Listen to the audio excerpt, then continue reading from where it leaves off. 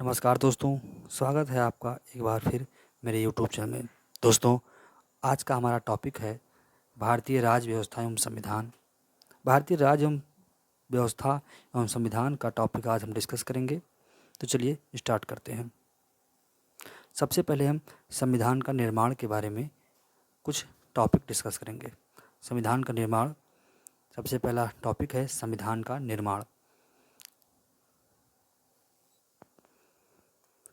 भारतीय संविधान का निर्माण करने वाली संविधान सभा का गठन जुलाई 1946 कैबिनेट मिशन की अनुमतियों पर किया गया। संविधान सभा की पहली बैठक 9 दिसंबर 1946 को संपन्न हुई।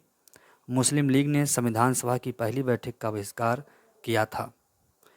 इस प्रथम बैठक में ही डॉक्टर सच्चिदानंद सिन्हा को सर्वसम्मत से संविधान का अस्थायी अध्यक्ष चुना गया। 11 दिसंबर 1946 को बैठक में डॉक्टर राजेंद्र प्रसाद को सभा का अस्थायी अध्यक्ष चुना गया। ये था हमारा पहला टॉपिक। दोस्तों, 13 दिसंबर 1946 को पंडित जवाहरलाल नेहरू के उद्देश्य प्रस्ताव प्रस्तुत किया, जिसे 22 जनवरी 1947 को संविधान सभा ने अपनी पहली स्वीकृति प्रदान की। संघ संविधान समिति के अध्यक्ष जवाहरलाल नेहरू थे। संघ संविधान समिति के अध्यक्ष जवाहरलाल नेहरू थे। Doctor B R. अम्बेडकर की अध्यक्षता में संविधान सभा की प्रारूप समिति की स्थापना 29 अगस्त 1947 को की गई। जो प्रारूप समिति था उसकी स्थापना 29 अगस्त 1947 को की गई। अध्यक्ष सहित इसके सदस्यों की कुल संख्या 7 थी।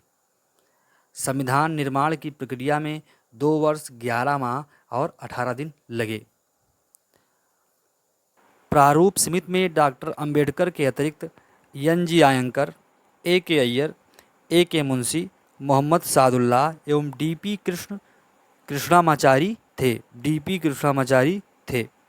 26 नवंबर 1949 को संविधान सभा के अध्यक्ष के हस्ताक्षर के बाद इसे पारित किया गया। संविधान सभा की अंतिम बैठक 24 जनवरी 1950 को हुई। भारत का संविधान 26 नवंबर 1949 को अंगीकृत किया गया तथा 26 जनवरी 1950 को प्रथम गणतंत्र दिवस के रूप में लागू हो गया। डॉक्टर भीमराव अंबेडकर की भारतीय संविधान के जनक के रूप में जाना जाता है। डॉक्टर भीमराव अंबेडकर को भारतीय संविधान के जनक के रूप में जाना जाता है। दोस्तों, नवनिर्मित संविधान में 22 भाग, 395 अनुच्छेद और 8 अनुसूचियाँ थीं। वर्तमान में अनुसूचियों को बढ़ाकर 12 कर दिया गया है। दोस्तों, ये टॉपिक इम्पॉर्टेंट है। संविधान की प्रस्तावना को संविधान की कुंजी भी कहा जाता है। भारत का संविधान 26 नवंबर 1949 को अंगीकृत किया गया। अब हम अगले टॉपिक में देखेंगे संविधान के स्रोत। अगला टॉपिक है संविधान के स्रोत। दोस्तों, हमारा संविधान कुछ देशों से मिलता जुलता है, उसी के स्रोत के बारे में आपको हम बताएंगे।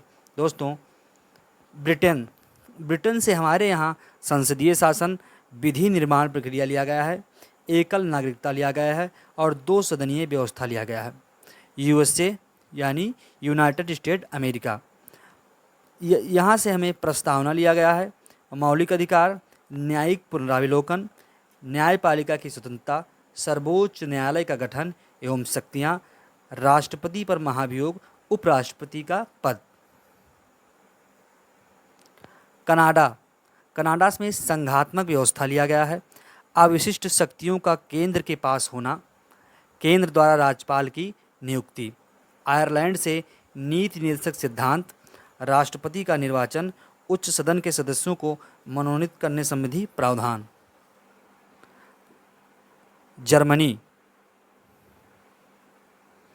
जर्मनी से आपात उपबंध। ऑस्ट्रेलिया, प्रस्तावना की भाषा, समवर्ती सूची, केंद्र राज्य संबंध। फ्रांस से गणतंत्र लिया गया है। रूस से मौलिक कर्तव्यों का प्रावधान। दक्षिण अफ्रीका से संविधान में संशोधन, राज्यसभा के सदस्यों का निर्वाचन। यह संविधान के स्रोत हैं। यह भी मोस्ट इम्पॉर्टेंट में आता है। चलिए अगले टॉपिक पर। दोस्तों अगला टॉपिक है भारतीय संविधान की प्रस्तावना। यह भी इम्पॉर्टेंट है। दोस्तों भारतीय संविधान की प्रस्तावना उद्देशिका जवाहरलाल नेहरू द्वारा तैयार किए गए उद्देश्य प्रस्ताव पर आधारित है। भारतीय संविधान में 1976 में 42वें संविधान संशोधन अधिनियम द्वारा पंथ निरपेक्ष व समाजवादी शब्द जोड़े गए थे। अगला टॉपिक है नागरिकता। दोस्तों अब हम नागरिकता के बारे में डिस्कस करेंगे। भारत में एकल नागरिकता का प्रावधान है। कोई भी व्यक्ति जिसका जन्म भारत में 26 जनवरी 1950 के बाद हुआ हो वह जन्म से भारत का नागरिक होगा। अपवाद स्वरूप विदेशी राजनयिकों एवं शत्रु विदेशियों के बच्चे इसमें सम्मिलित नहीं हैं।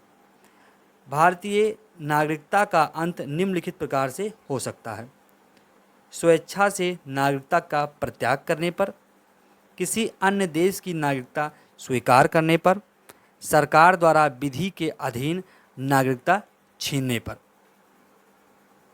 दोस्तों अगला टॉपिक है मौलिक अधिकार। Very most important. कोई भी आप एग्ज़ाम में ये आपको ज़रूर मिलेगा। मौलिक अधिकार भारत का मैग्ना कार्टा, इसे हम भारत का मैग्ना कार्टा भी कहते हैं।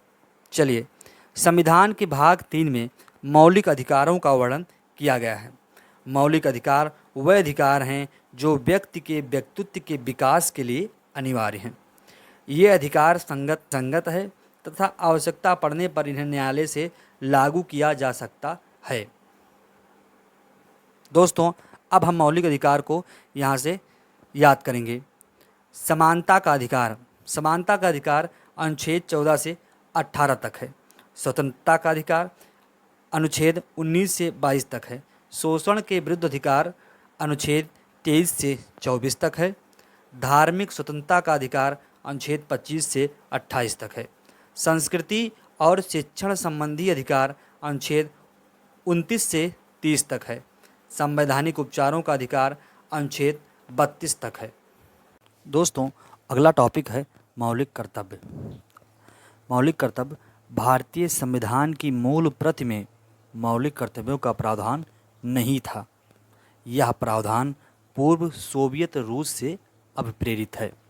भारतीय संविधान में मौलिक कर्तव्यों को सरदार स्वर्ण सिंह स्मिथ की सिफारिश पर 42वें संविधान अधिनियम 1976 के तहत समाहित किया गया है।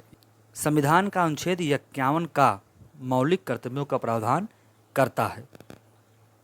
भारतीय संविधान के भाग 4 का के अनुच्छेद का के तहत नागरिकों के लिए 11 प्रकार के मौलिक कर्तव्यों का निर्धारण किया गया है।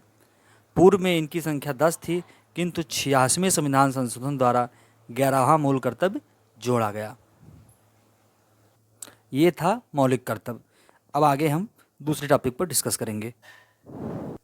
दोस्तों अगला टॉपिक है राज्य के नीति निर्देशक तत्व। भारतीय संविधान के भाग 4 के अनुच्छेद 36 से 51 में राज्य के नीति निर्देशित करने वाले तत्वों का उल्लेख किया गया है। यह संकल्पना आयरलैंड के संविधान से अप्रेरित है। प्रमुख नीति निर्देशक तत्व निम्न हैं। अनुच्छेद 39 में राज्य का यह कर्तव्य है कि वह समान कार्य के लिए समान वेतन